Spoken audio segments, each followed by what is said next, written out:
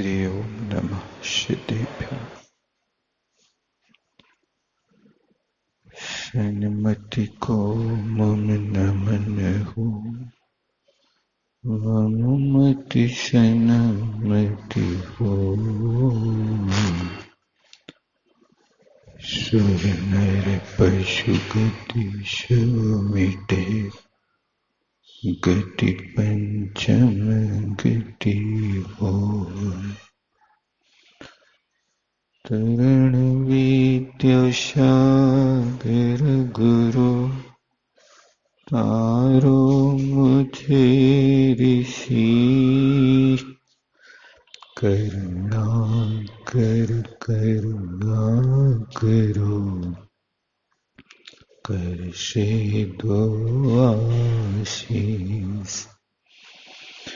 यही प्रार्थना आपसे अनुनय से कर जोड़।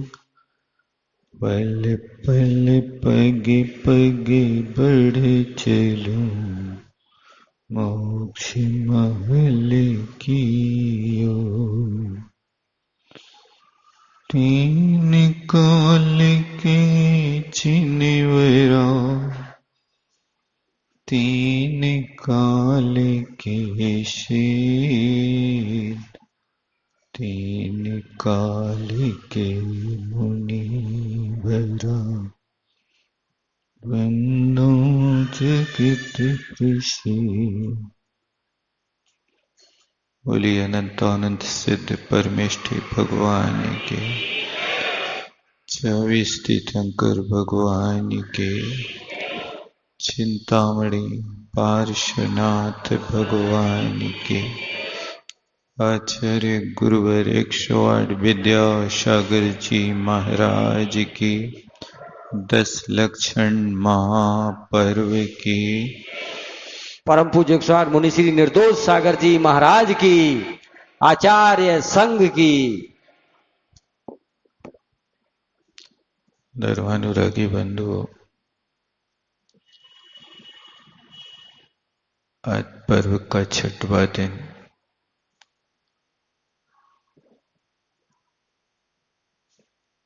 आज से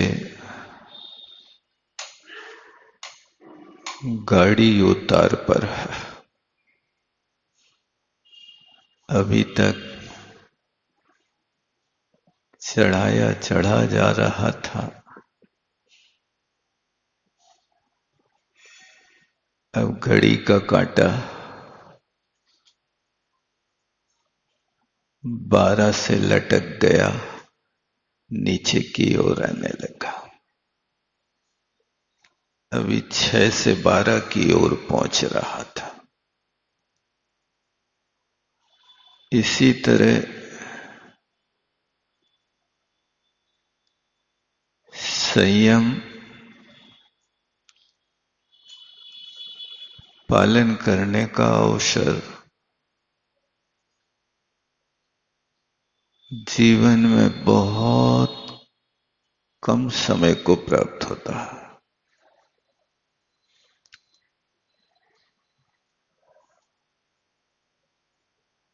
जहां पर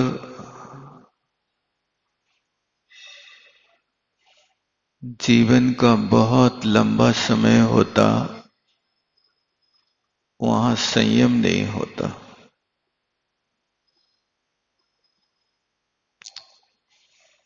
देव गति चारित्र शूनी रह गई।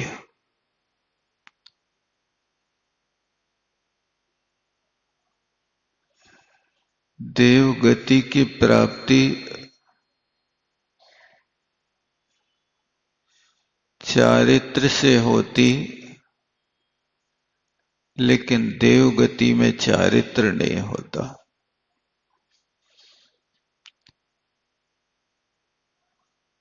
16वें स्वर्ग से ऊपर जाने वाले देव बिना संयम के ऊपर नहीं चढ़ सकता। अहमेंद्र पद की प्राप्ति होती है तो मुनियों को ही होती है, अहमेंद्र पद की प्राप्ति असंयम को नहीं होती है।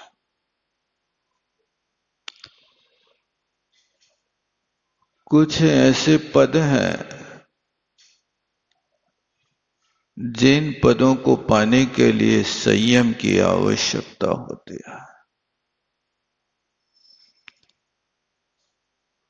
जितने दक्षिणेंद्र हैं, इस शुद्ध संयम से दक्षिणेंद्र के पद को पाता है।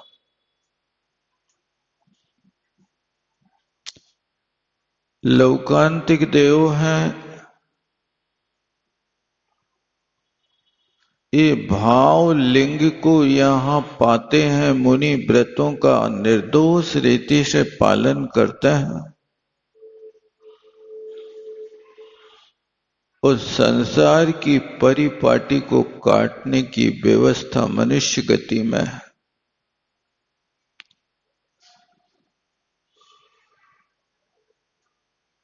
तो वहां लोकांतिक पद की प्राप्ति भी होती तो संयम से होती है। और 12वें स्वर्ग के ऊपर जाते हैं 16वें स्वर्ग तक, तो गृहस्थ के चारित्र से भी 16वें स्वर्ग तक जा सकता है।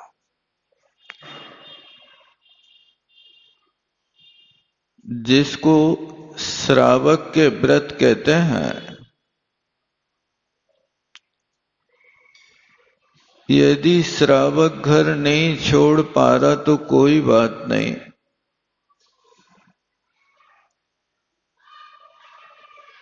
घर में रह कर के भी यदि श्रावक के व्रतों का पालन कर लेवे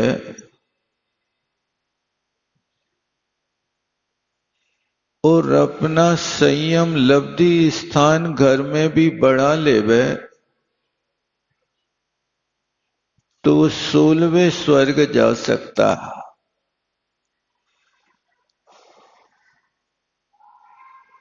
आप अपना घर का काम भी करते रहो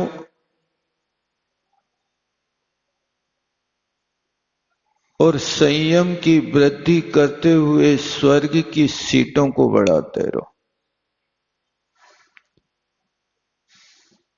कई लोग ऐसे होते हैं जो पढ़ाई भी करते हैं और सर्विस भी करते हैं। पढ़ाई से योग्यता बढ़ा रहे और सर्विस से संपदा बढ़ा रहे। दोनों काम जैसे वो व्यक्ति बड़ी कुशलता से कर लेता है, खर्चा भी चला लेता है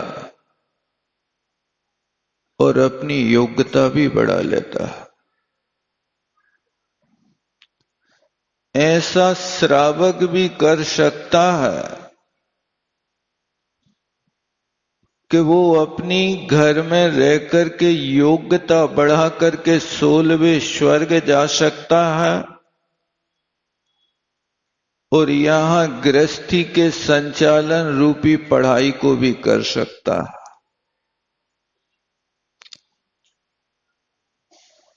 बस इतना है कि आपको सजग होना पड़ेगा। तन का काम अलग है और मन का काम अलग है। आप अपने जीवन में तन को परिश्रमी बनाएं और मन को संयमी बनाएं। और बुद्धि को विवेकशील बनाएं। अपने हृदय में साधर्मी के प्रति अनुरागी बने और स्वयं को अहंकार शून्य बनाए। ये 5 चीजों का आचरण आपके जीवन में आ गया, आप संयम के पथ पर चलने लगे।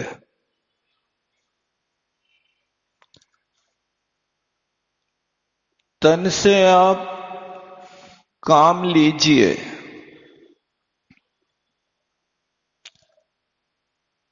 इस शरीर नौकर है, आत्मा मालिक है। आप अपने घर में किसी नौकर को लगाते हो, वेतन देते हो, तो आप उससे हमेशा काम चाहते रहते हो।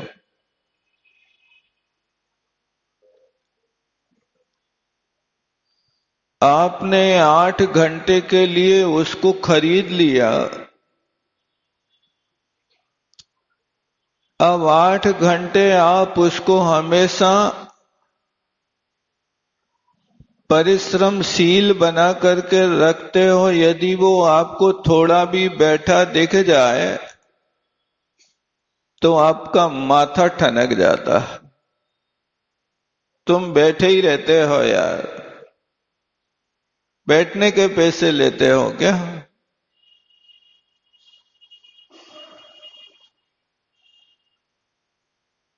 और जब लोग बैठना ज्यादा चालू कर देते हैं तो फिर कहते चलो तुम ठेका ले लो।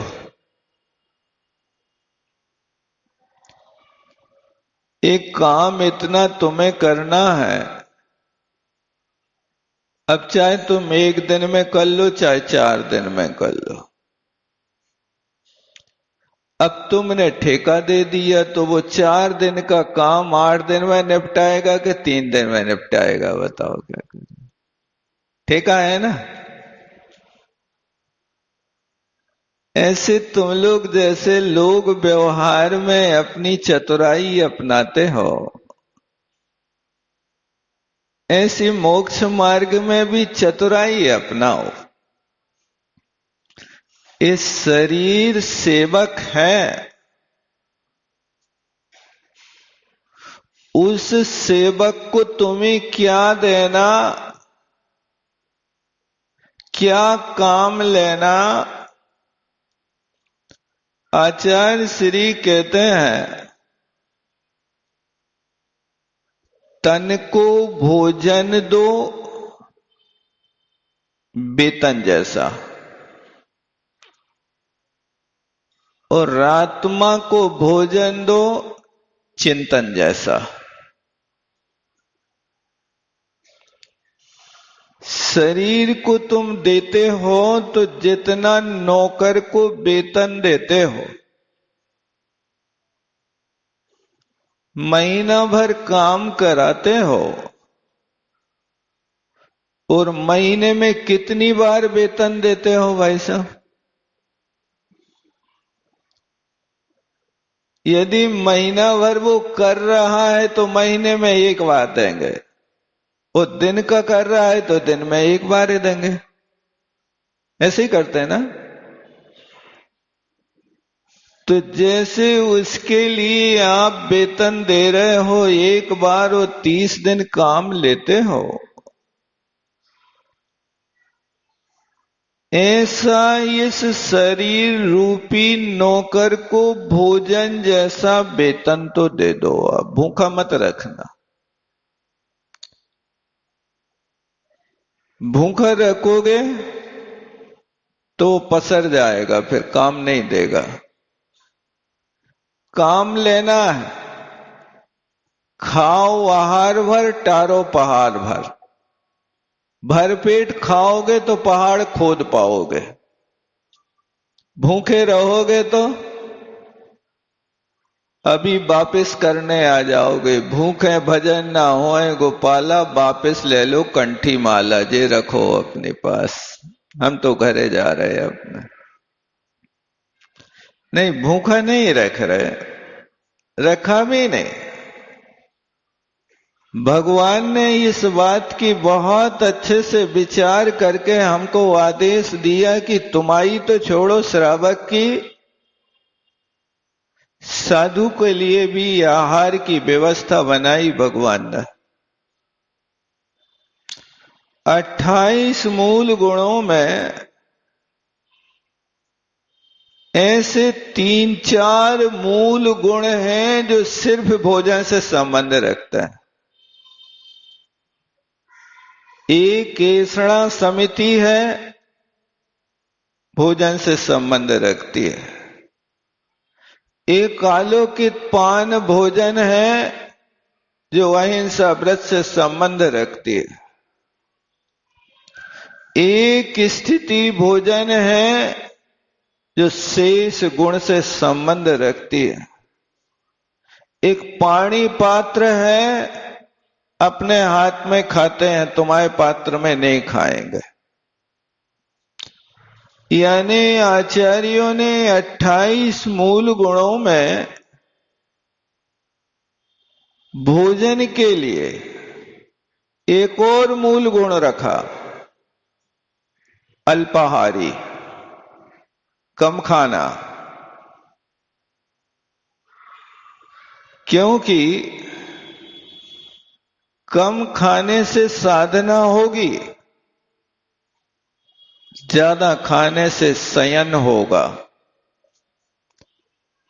नींद आती है, कई लोग एक आसन करके वो बिस्तरा पकड़ते हैं, फिर आंखें मीड़ते 3 बजे प्रवचन सुनवे आ जात। नहीं होता ऐसा? क्या करें भैया, थक जात, 5:45 बजे से आ जात हैं, 10 बजे घरे जात हैं, 11 बजे रोटी खात हैं। वो फिर थोड़ा तो चाहिए, आओ थोड़ा चाहिए। संयमी के लिए नींद कहां, विद्यार्थी के लिए नींद कहां। संयमी व्यक्ति के लिए तो एक एक पल करोड़ों मुद्राओं से भी महंगा है। जो दिन घटे, जो दिन कटे, सो आयु में अवश्य घटे। जो दिन कटे, सो आयु में अवश्य घटे। छीन छीन छीन होत जैसे अंजलि को जल। एक दिन कट गया, आयु बढ़ गई कि कम गई? आप लोग तो उल्टा कहते हो, हम इतने बड़े हैं। कितने बड़े? हमने इन सबको खेला देखो रोड पे, ये सब नंगे घूमत थे। तो कितने बड़े हो गए? 80 साल के। तो अब क्या चाहते हो? बड़ों को बड़ो सम्मान होना चाहिए। बहुत अच्छा। अब क्या है तुम्हारे हाथ में? कितने दिन, कितने महीने, कितने साल बाकी हैं? करने के लायक कुछ बचा के नहीं बचा? तो लोग इस तरह से कहते हैं, लेकिन वास्तव में देखा जाए तो हर पल ये ध्यान रखना चाहिए, याद रखना चाहिए कि जो दिन कटे सो आयु में अवश्य घटे। जो दिन निकल गया वो एक दिन आयु में निकल गया है आपका। और आपका समय कैसा बीत रहा है, कई लोगों के समय नहीं कटते हैं। ये मनुष्य पर्याय समय काटने के लिए नहीं, कर्म काटने के लिए मिली है। समय तो अपने आप कटता जा रहा है, उसको काटना नहीं पड़ता, निकल रहा। लेकिन तुम कितने सतर्क हो, इसका ध्यान तुम्हें रखना है। तो यहां पर ये कहना चाह रहे हैं कि संयमी व्यक्ति के लिए हमेशा ध्यान रखना कि एक दिन निकल गया तो अंदर में ऐसा खेद होना चाहिए कि हमारा आज का दिन निकल गया भगवान, अब कल और अच्छी तैयारी करना है।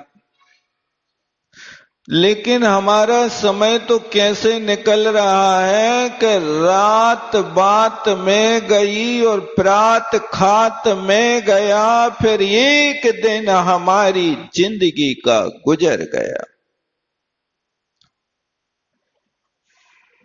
बात बात में रात चली जाती है, आपको एक मिनट भी समय नहीं मिलता माला फेरने का। अंथव करने के बाद में घूमने चले जाएंगे, लौट के आएंगे सो घंटा 2 घंटा टीवी देख लेंगे, लड़कों बच्चों से हिसाब किताब पूछ लेंगे, क्या कमाया क्या गमाया, क्या घाटा क्या मुनाफा, और फिर 9, 10, 11 बजे से लंबे हो गए। और सुबह 4 बजे उठे सो फिर वही बाथरूम है, वही झाड़ा पोंछा है, फिर वही उसके पास उठा पटक है, फिर वही नाती पोतों की रजैया खींचना, उठो उठो, ये पहरेदारी करना।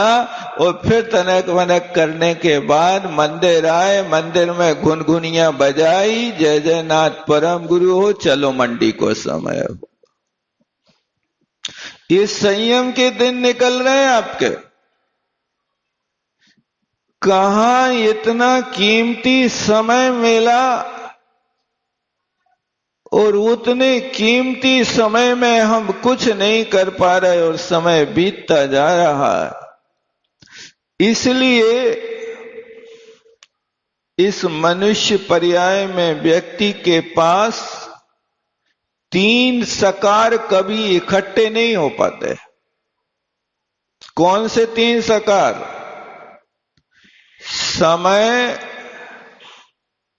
समझ और शक्ति। ये 3 चीजें एक साथ कभी नहीं मिल पाती हैं। जब व्यक्ति के पास समय होता है, शक्ति होती है, लेकिन समझ नहीं होती है। आप पढ़ते भी हैं, बालपने में ज्ञान ना लहो। बच्चों के पास खूब समय है, खूब समय है, लेकिन समय होने के बाद उनको खेलने से फुर्सत नहीं है, खाने का भी समय नहीं। मां बुलाती, बेटा आओ रोटी खा लो, फिर चले जाइयो खेल पे, अभी थोड़ी देर रुक जाओ। समय है और शक्ति भी ऐसी है कि दीवाल कूद जाते हैं। खुरई के एक महानुभाव बता रहे थे, वे टीचर रहे वहां पर गुरुकुल में। बोले क्या बताएं, 12 फुट ऊंची दीवार और लड़का वे 6ठी 7वीं क्लास के रात के 12 बजे कूद जाए और होटल पे मिठाई खा के आता है। कोई को पता नहीं चलता। और 12 फुट ऊंची दीवार यहां से कैसे चढ़ते होंगे भाई साहब, कौन सी नसेनी लगाई हुई है, और वहां से कैसे आते होंगे। और 12 फुट ऊंचे कूदते और हाथ पैर एक बार भी नहीं टूटते उनके, बताओ। और चोरी करके रोज चले जाते आ जाते। शक्ति है समय है लेकिन समझ नहीं है। और आगे कदम बढ़ते हैं, तरुण अवस्था आती है। उस तरुण अवस्था में व्यक्ति के पास समझ है, शक्ति है, लेकिन समय नहीं है। कोई से भी कहो भैया पूजा किया करो यार, आहार दान दिया करो, प्रवचन सुना करो। अरे महाराज, मरबे की फुर्सत नहीं है। हम मरबे की कहां कह रहे तुमसे भाई साहब, तुमसे तो पूजा की कह रहे हैं ना। ऐसे कम वक्त लोग होते हैं कि दूसरी चीजों में तो उनके पास बहुत समय है। यहां से प्रवचन सुन के बाहर गेट के यहां खड़े हो जाएं चौराहे पर, और एक आध घंटा खड़े खड़े बातें कर ले में तो ना थकते हैं, ना भूख लगती, ना घड़ी दिखती। लेकिन अच्छे कार्य के लिए हमारे पास समय नहीं है। बहुत व्यस्त है, बहुत व्यस्त है। व्यस्त रहना जरूरी है, लेकिन व्यस्त कहां रहना है इसका भी ध्यान रखो भैया।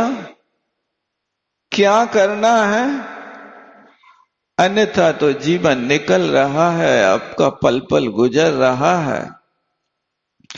तरुण अवस्था में व्यक्ति के पास समझ है, शक्ति है, लेकिन समय नहीं होता।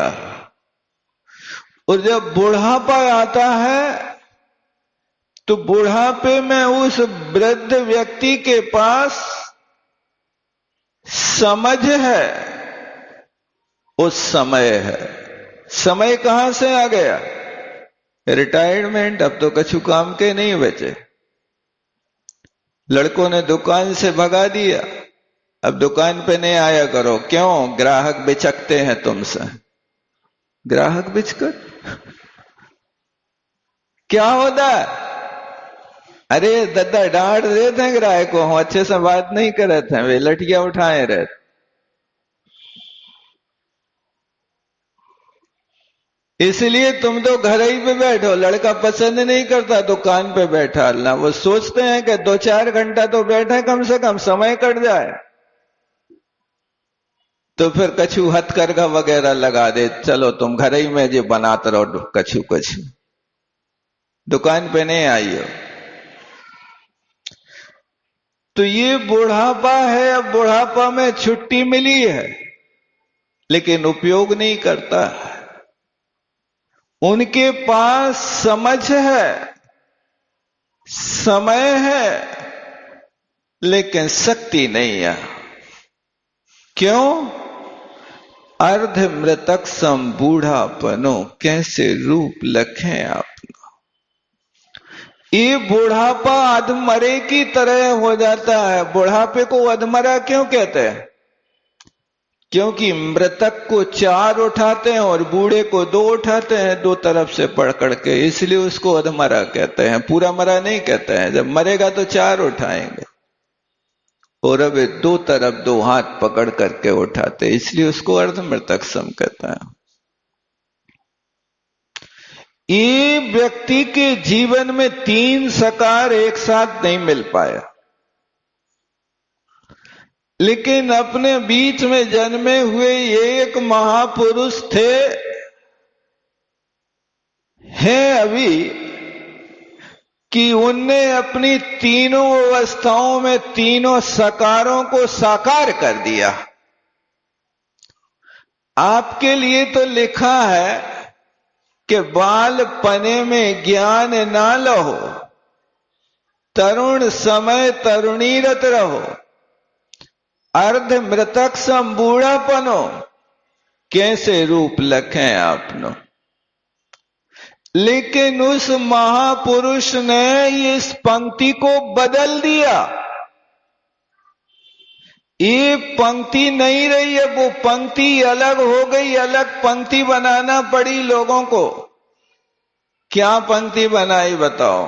ठीक इससे विपरीत, बालपने में ज्ञान जो लहे,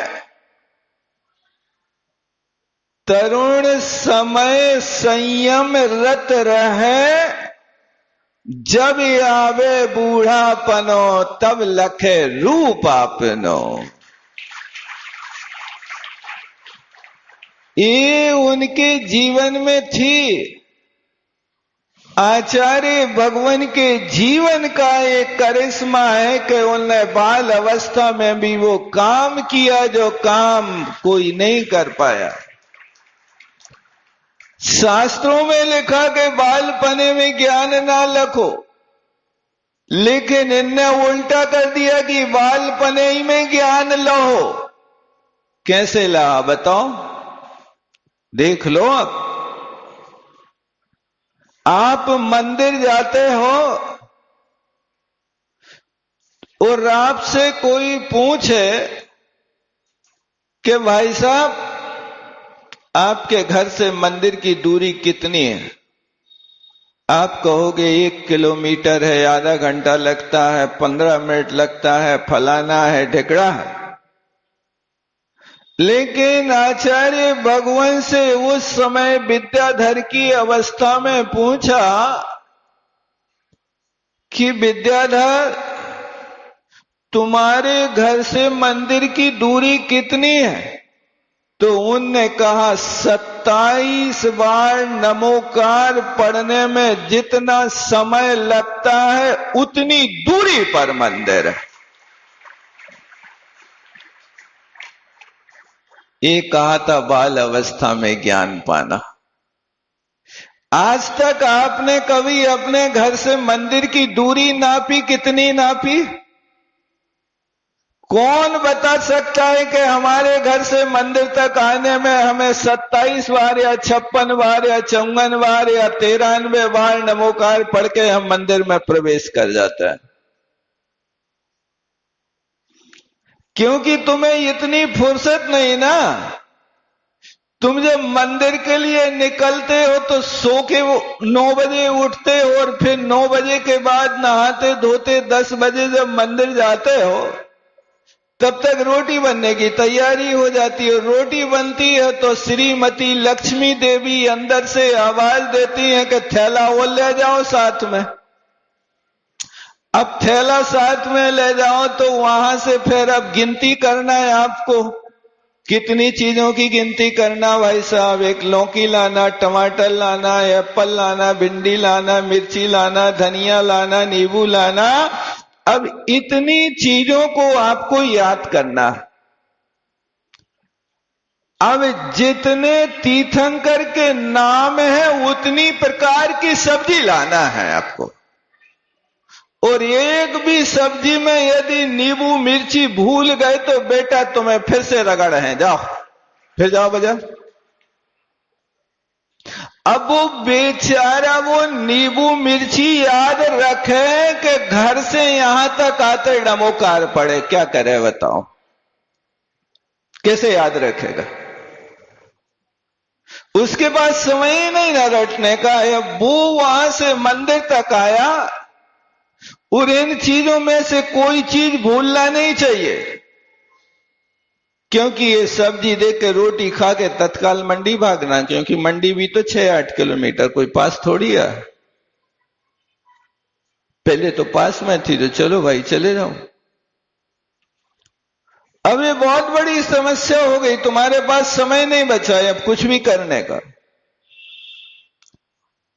पहले के लोग घर से मंदिर निकलते थे तो कुछ ना कुछ गुनगुनाते जाते थे।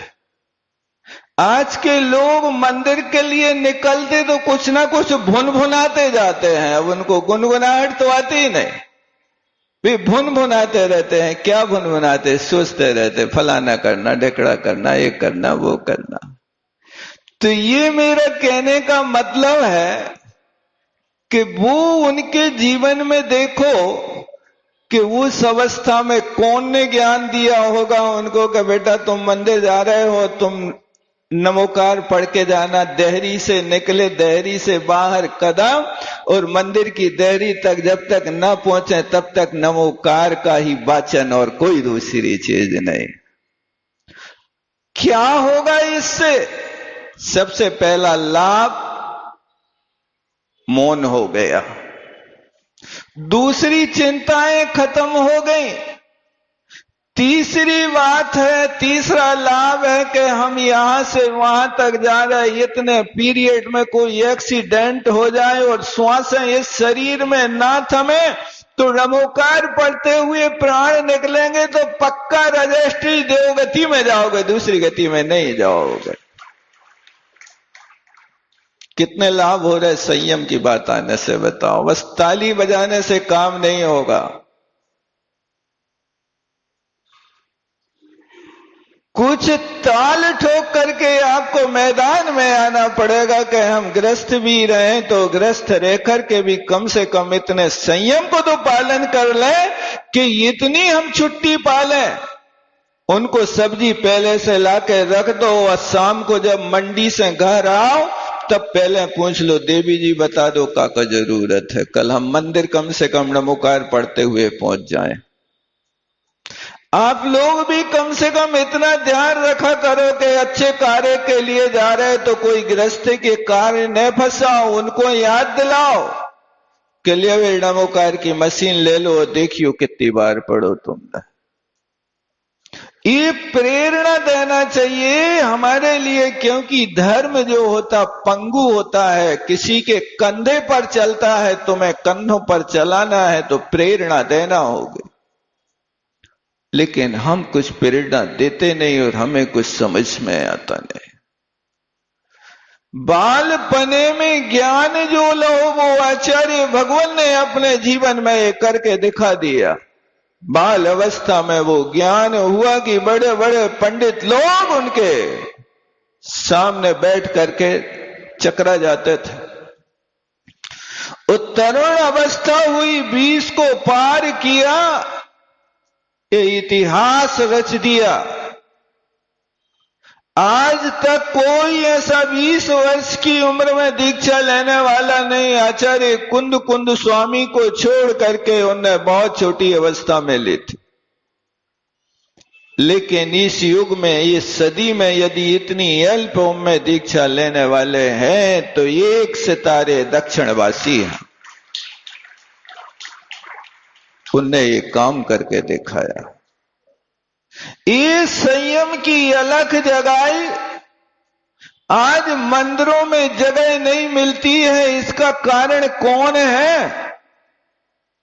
कोई जमाना था भाई साहब कि 10 लक्षण में विधान करना है तो लोगों को ढूंढना पड़ता था, भैया चलो तुम हमारा विधान बचवा दो आज।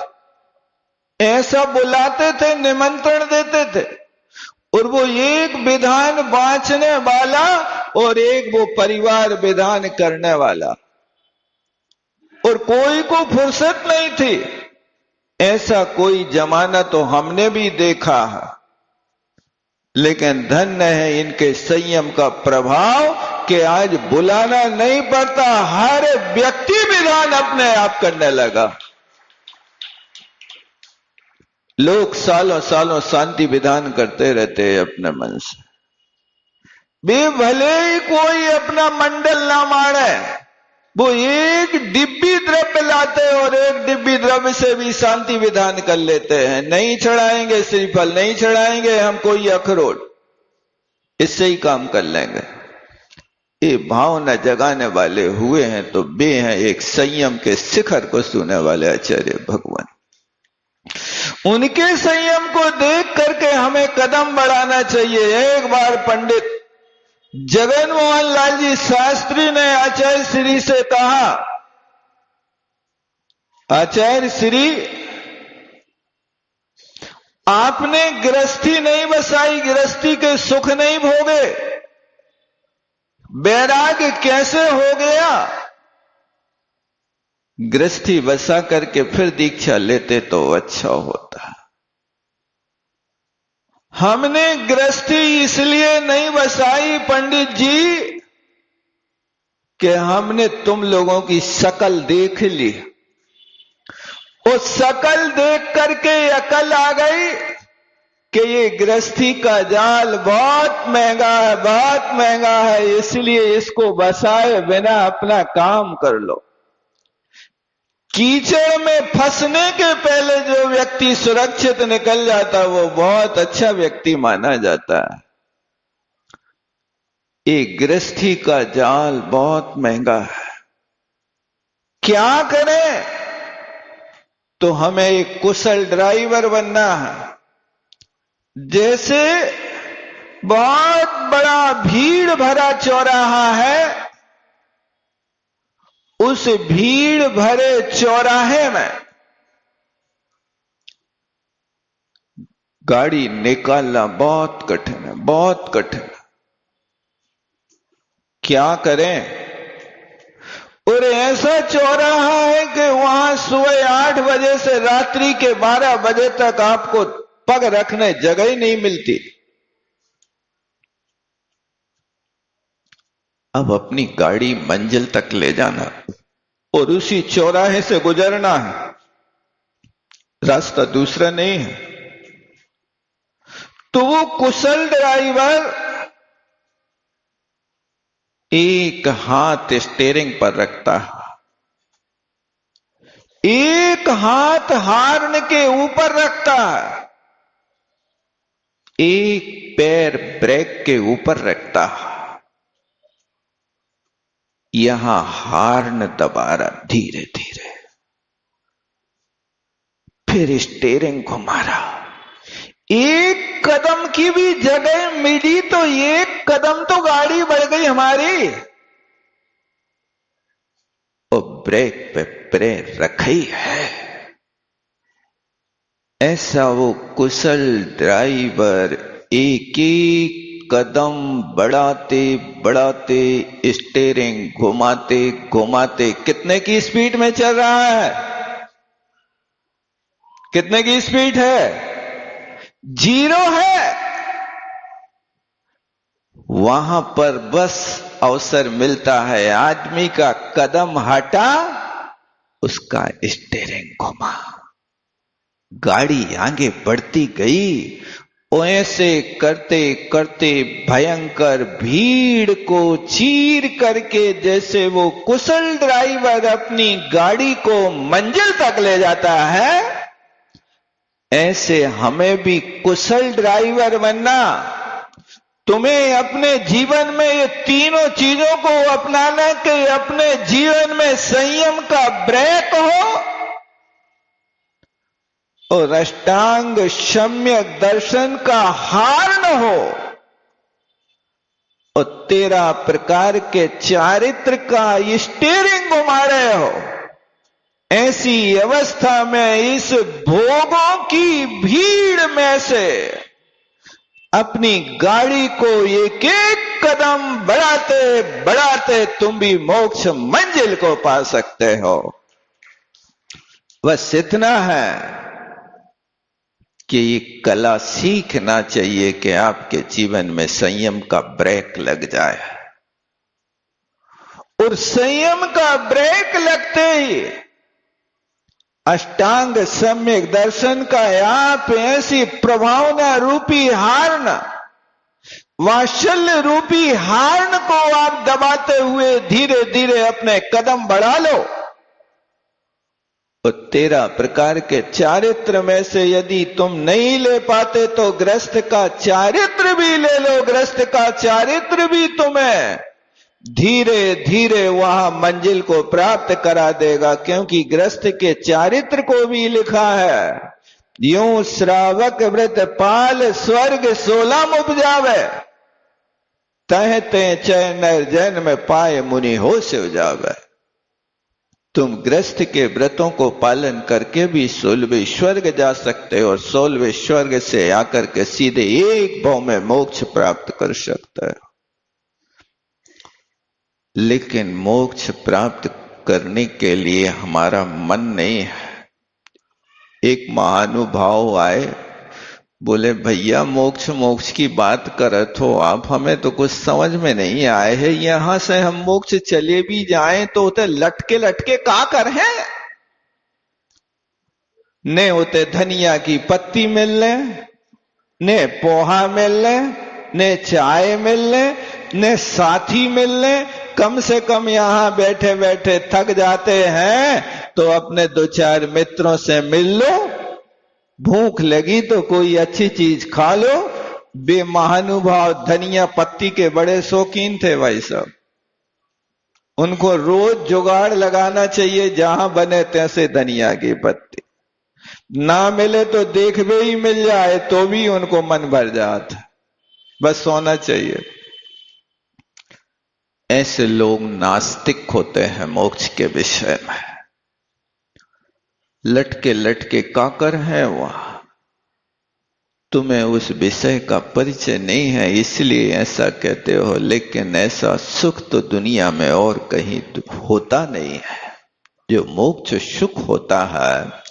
तो मैं आपसे एक कहना चाहता हूं कि अपने जीवन में जैसे वो कुशल ड्राइवर धीरे धीरे एक एक कदम बढ़ाते बढ़ाते अपनी मंजिल पा लेता है, आप भी उसी कुशल ड्राइवर की तरह आचरण करो।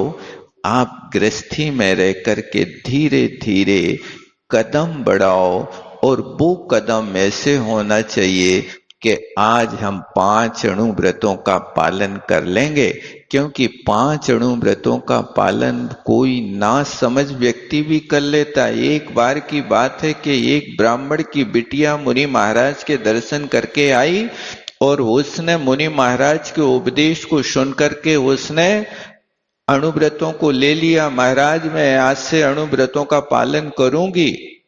अब महाराज ने उसको आशीर्वाद दे दिया और जाते जाते कहा कि बेटा तुम विप्र की बिटिया हो, संभवतः तुम्हारे पिताजी को ये सौदा पसंद नहीं आएगा, और वे यदि आपके लिए ना पसंद करें तो तुम ये हमारा माल वापिस कर जाना। ये अणुव्रत हमारे जो तुमने लिए हैं वे वापिस कर जाना। ठीक है महाराज जी, ये बहुत अच्छा किया है, आपकी दुकान पे बिका हुआ माल वापिस होता है, ये प्रसन्नता है। अब वो बिटिया घर गई और अपने पिताजी को बताया, पिताजी हमने ऐसा ऐसा किया। पिताजी तो आग बबूला हो गए, अरे पगली तू बनियों के व्रत पालेगी, ये अपने यहां नहीं पलते हैं, तू चल मेरे साथ वापिस करके आ। अब वो पिताजी के साथ लौट करके महाराज के पास आई और रास्ते में देखती है कि एक व्यक्ति के लिए सूली पर आरोहण कराया जा रहा है। तो वो बिटिया पिताजी से पूछती है, पिताजी ये क्या हो रहा है? इस व्यक्ति ने हिंसा करी है, दूसरे जीवों को सताया है, उसके अपराध में इसको राजा ने सूली का दंड दिया है, इसलिए इसको मौत के घाट उतारा जा रहा है। ये अपराधी है, हिंसा की है इसने। तो बिटिया कहती, पिताजी यही व्रत तो मैंने लिया है, मैं अपराधनी ना बनूं, मैं ये हिंसा पाप ना करूं, मैं हिंसा पाप नहीं करूंगी तो कभी ये सूली पर नहीं चढ़ना पड़ेगा, इसलिए आप कृपा करो इस व्रत के लिए तो हमें छूट दे दो। अच्छा चल इसको पाल ले, शेष वापिस कर चल। उसने अहिंसा व्रत को पालने का लिए पिताजी को मना लिया एक कार्य को देख करके। फिर थोड़े से आगे बढ़े और आगे बढ़कर के देखते हैं तो एक व्यक्ति की जिह्वा छेद करी जा रही थी, जीभ काटी जा रही थी। उस बिटिया ने पूछा, पिताजी ये क्या हो रहा है, यहाँ भीड़ क्यों इकट्ठी है? पिताजी ने कहा कि इसने झूठ बोला, झूठ बोल करके दूसरों को लूटा है, इसलिए इसकी जीभ को काट करके फेंकी जा रही है। ओहो पिताजी, मैंने भी तो इसी अपराध का त्याग किया है, ये कौन से घाटे का सौदा है? काश मैं झूठ बोलूंगी तो मेरी भी जीभ काटी जाएगी, इस व्रत को तो आप मुझे प्रदान कर दो, कृपा होगी। पिताजी ने कहा चल इसको भी रख ले। कोई बात नहीं। आगे फिर बढ़ते हैं और जाके देखते हैं कि एक व्यक्ति को बांध करके उसके हाथ पैर काटे जा रहे हैं। क्या किया? इसने चोरी करी है, इसलिए चोरी करने वाले व्यक्ति को हाथ का और पैर अलग करके उसको तड़फा तड़फा करके मारा जाता है। यही तो मैंने किया, इसी चोरी का तो त्याग किया। आप कृपा करो, कम से कम इस व्रत को मैं पालन कर सकूं। ठीक है, चल इसको भी पालन कर लेना, चोरी नहीं करना। आगे फिर बढ़ते हैं तो एक व्यक्ति को निर्वस्त्र करके लिंगच्छेद किया जा रहा था। तो वहां फिर पूछा तो कहा कि इस व्यक्ति ने परदार गमन किया है, इसलिए इसको ये सजा है। यही तो व्रत मैंने लिया है। अच्छा चल इसको भी रख ले। ऐसे करते करते भाग्य से उस दिन रास्ते में पांचों उसके लिए अपराध करने वाले अपराधी मिल गए, पांचों पापों के। और वे पांचों पापों के अपराधियों को ऐसी सजा दी जा रही थी, ऐसी सजा दी जा रही थी जो हृदय कांपने वाली थी। उस बिटिया ने अपने व्रतों को सुरक्षित रख लिया कि वास्तव में जीवन तो यही है। फिर भी पिताजी कहते हैं कि चल एक बार उन महाराज को लाए न देंगे कि तूने हमारे पूछे बिना हमारी बिटिया को व्रती कैसे बना दिया। और वहां जाकर महाराज से कहते हैं कि इस वस्तु पर तो अधिकार मेरा है, तुमने कौन सा मोहिनी मंत्र फूंक करके इनको अपना बना लिया और अपने व्रत अपना सौदा इनको चिपका दिया।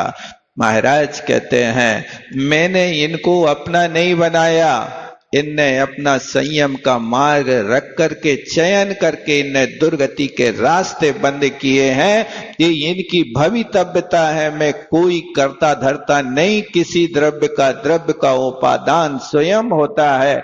आज बात समझ में आ गई। और उस अजैन व्यक्ति ने अणुव्रतों के प्रति उत्साह से आज पालन करना प्रारंभ कर दिया। हमें जिन व्रतों की जन्म से घुट्टी पिलाई जाती है लेकिन आचरण वही किया जा रहा है, उसके प्रति हमारे त्याग के प्रति कोई भावना नहीं है। ये संयम छोटा छोटा भी आपके जीवन में आता है, जीवन का कोई ठिकाना नहीं। यदि संयम है तो सब कुछ है, अथवा असंयम के साथ तो चारों गतियां हुआ करती हैं। उस संयम के साथ सिर्फ देव गति होती, दूसरी गति नहीं होती है। आप पढ़ते भी हैं संयम रतन समाल, विषय चोर बहु फिरत हैं। इस संयम रूपी रतन को आपको स्वयं को संभालना होगा। इसमें ताला चाबी डालना है तो आपके लिए उस संयम रूपी रतन को संभालने के लिए मुख के ऊपर मौन रूपी ताला डालना होगा और मन रूपी बंदर को आपके लिए गले में रस्सी डालना होगी और शरीर रूपी इस बंदर घोड़े के लिए आपको लगाम लगाना पड़ेगी। तब संयम रतन को आप संभाल सकते हैं, अन्यथा नहीं संभाल सकते। बोलो आचार्य गुरुवर विद्यासागर जी महाराज की। जावणी के ज्ञान से सूझे लोकालोक, सोवाणी मस्तक धरूं सदा देते दो। हे जिन वाणी भारती तो जपो दिन रैन, जो तेरो शरणागे सो पावे सुख चैन।